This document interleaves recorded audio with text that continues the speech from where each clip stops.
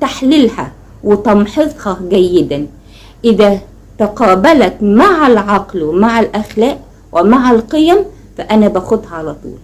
إذا كانت الفكرة في تناقض وفي تعارض مع العقل، فيها عدم توافق نهائي مع العقل، إذا لا يمكن إنك تقبلي هذه الفكرة. يبقى إذا أنا ما بختلفش، أنا مش متضايقة إن في اختلاف في الآراء، لكن لازم الآراء دي كلها تدفع المجموعة للأمام.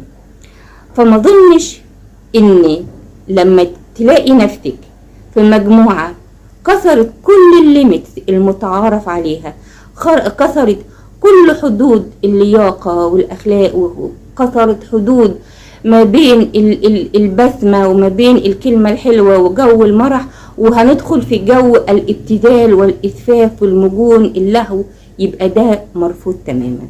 ما ظنش ان انت